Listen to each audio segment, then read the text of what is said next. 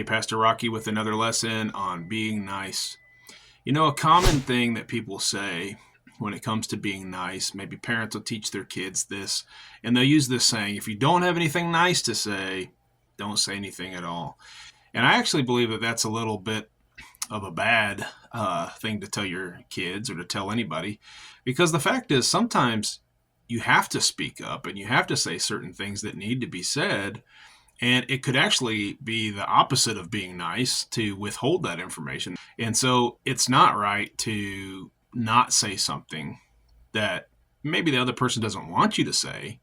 What you're saying isn't nice or not nice. How you say it could be the difference. And so the Bible teaches us that in regards to speaking the truth in love. It says that we henceforth be no more children tossed to and fro and carried about with every wind of doctrine by the sleight of men and cunning craftiness, whereby they lie in wait to deceive. We want to do what verse 15 says, is Ephesians 4:14 and 15, but speaking the truth in love may grow up into him in all things, which is the head, even Christ. And so Christ certainly wants us to tell the truth. And it's nice to tell the truth. We just want to be careful how we say it. We want to say it in love. We want to say it for the other person's benefit. Which leads me to my next point, which is there are some things, however, that we need not to say, and it would be nice for us not to say them.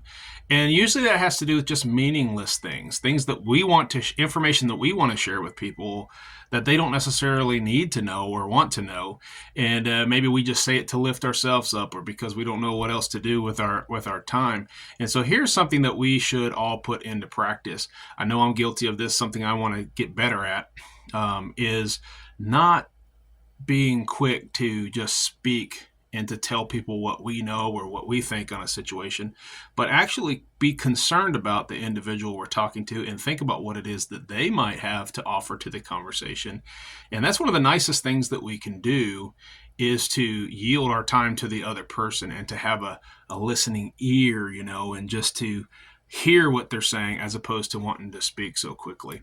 And the Bible has a lot to say about that, but one of the things I just want to share as the last verse is, let nothing be done through strife or vainglory, but in lowliness of mind, let each esteem other better than themselves. Philippians 2:3. And so one of the things we want to do is think about other people and esteem them better than ourselves. Like, let's hear what you have to say. And so I want to challenge you to work on, when you're in a conversation with somebody and you're thinking about being nice, it doesn't mean don't say the things that need to be said.